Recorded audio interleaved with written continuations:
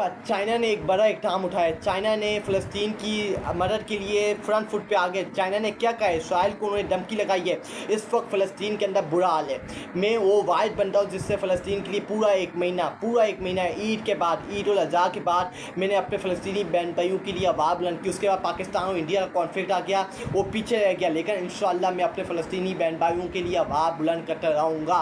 मैं मेरे अकाउंट चले जाए, मेरे अकाउंट डस्टबिन की टोकरी में चले जाए, मेरे अकाउंट बैन हो जाए, लेकिन मैं वो वाइड बताऊँगा जो आखिर तक अपने फ़लस्तीनी मुसलमान बहन भाइयों के लिए आवाज़ बुलंद करता रहूँगा। मेरी कोई सुने ना सुने, लेकिन मैं अपने अल्लाह को जवाब देना है। मुझे अपने अल्लाह को जवाब देना है। मैं बॉयकॉट भी करूँगा इन इसराइली प्रोडक्ट्स का और इनको जवाब भी भेजूँगा कि हम अपने फ़लस्तीनी मुसलमान बहन भाइयों के साथ खड़े हैं। और अपने जब तक हमारे अंदर जिस्म है, हमारे अंदर आखिरी खून का खतरा है, हम इसराइल को ऐसा रियासत कभी कबूल नहीं करेंगे। जिनको इसराइल को ऐसा रियासत कबूल करना है फिर उनको अवाम का सामना करना पड़ेगा और फिर अल्लाह की कहर, अल्लाह के अजाब का सामना करना पड़ेगा। हम अपने मुसलमान बहन भाइयों का खून रायगा जाने नहीं देंगे। हिसाब किताब हम लेंगे और इसराइल इंशाअल्लाह तबाह बर्बाद होगा। इसका नाम दुनिया के वर्ल्ड मैप से मिटेगा। चाइना ने क्या कहा इसराइल फ़लस्तीन के कॉन्फ्लिक्ट और वॉर के बारे में, एक ही दिल ए चीन बार बार जीत रहा है। चीन की लाउड एंड क्लियर ऐलान किया कि फ़लस्तीन कौम के साथ हम खड़े हैं। इनको हम खाने की अशिया और बाकी ज़रूरियात भेजेंगे। अगर इसराइल कुछ गलत करने की कोशिश की तो फिर अमेरिका भी इसे हमसे नहीं बचा सकता। ये चाइना ने कहा है। चाइना ने खबरदार इसराइल को किया है। लेकिन 2 साल हो गए हैं इसराइल फ़लस्तीन के ऊपर जुल्म ज़बर हो रहा है। मासूम बच्चों को इस वक्त ये खबरें आ रही हैं कि इसराइल के जो फोर्सेस हैं, इसराइल की आर्मी हो फ़लस्तीन के अंदर उन्होंने घुसने की, गज़ा की अंदर घुसने की प्लानिंग मुकम्मल कर ली और वो अब कब्ज़ा करने जा रहे हैं। मासूम लोगों को वहाँ से बदखल कर दिया जाएगा, उनको निकाल दिया जाएगा। जो 1 मिलियन फ़लस्तीन रह गए हैं उनको निकाल दिया जाएगा, उनको बदर कर दिया जाएगा और दूसरे ममालिक के अंदर उनको शिफ्ट कर दिया जाएगा। देखिए फ़लस्तीन एक रियासत है। ये सारे मुस्लिम ममालिक जो फ़लस्तीन के ऊपर चुप करके मुँह के ऊपर ताले लगा के बैठे रहे, ये कब उठेंगे? ये इनको अपने अल्लाह को हिसाब किताब नहीं देना।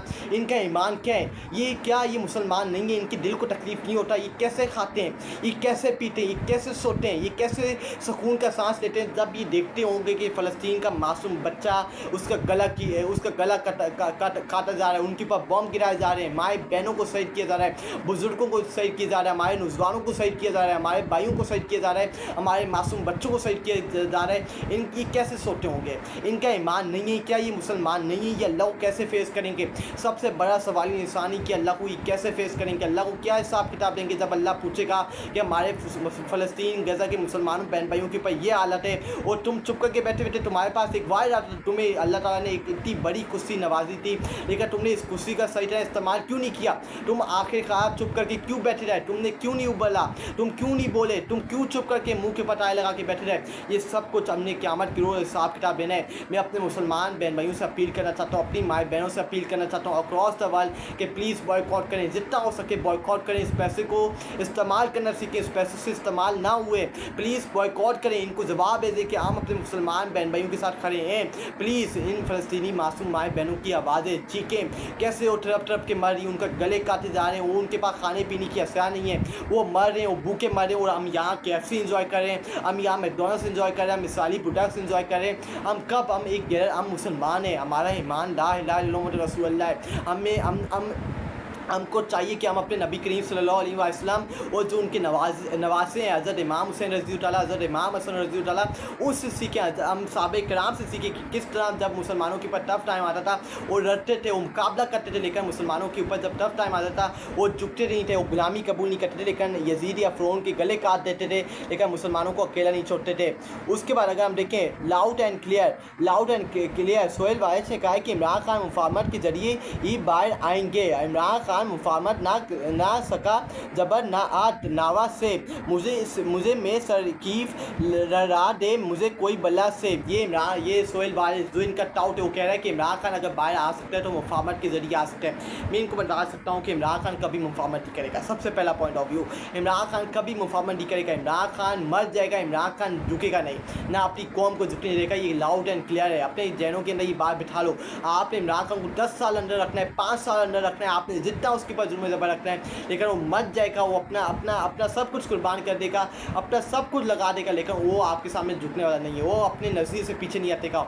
वो बंदा लड़ने वाला मर्द कैलेंडर है, वो मुकाबला करने वाला बंदा है। मुझे इमरान खान से एक ही अपील है कि इमरान खान, ये कौम आपको डिज़र्व नहीं करती, ये कौम आपको नहीं चाहती, ये कौम आपके लिए आवाज़ बुलंद नहीं कर रही। इमरान खान इस कौम से उम्मीद लगा के बैठा है कि ये कौम निकलेगी, ये कौम कब निकलेगी, ये कौम अपने आगे से जो इनके आगे काला दुपट्टा ये कब उठा के फेंकेगी और इन यजीदों इन फ़िरौनों के लिए निकलेगी, इन यजीदों फ़िरौनों के खिलाफ निकलेगी और अपने कप्तान, अपने लीडर जिससे अपने इस मुल्क के लिए सब कुछ कुर्बान कर दिया है, उसके लिए कब आवाज़ बुलंद करेगी।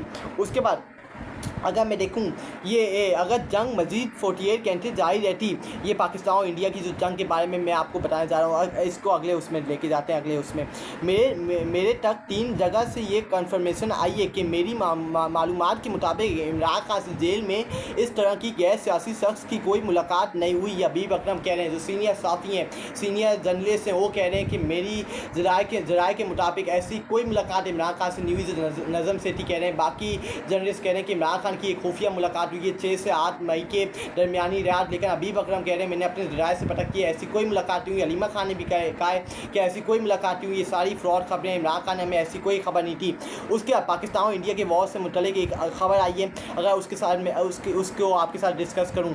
अगर जंग मजीद 48 घंटे जारी रहती तो कश्मीर इंडिया के हाथ से निकल जाता। पाकिस्तान के ऑपरेशन बुनियाद महसूस में सिर्फ S-400 तबाह नहीं हुआ था, बल्कि इंडिया के 20 से ज़्यादा एयर बेसिस को नुकसान पहुंचा। ब्रह्मोस मिसाइलों का पूरा डेब्यू की तबाह हो गया। कश्मीर के मार्च पर इंडिया फोर्स एयर डिफेंस से ही महरूम हो चुकी है। यही वजह है कि भारत ने अमेरिका के जरिए पाकिस्तान को सीज फायर पर मजबूर किया, वरना ऑन रिकॉर्ड कि कई ताकतवर मुल्क इंडिया से कह रहे थे कि पाकिस्तान से सीज फायर करो, लेकिन भारत मसलसल बाज़त था कि वो पाकिस्तान को सबक सिखाएगा। क्रिस्टल क्लियर है, जिस मुल्क ने 75 ड्रोन्स भेजे, मिसाइल मारे, आखिर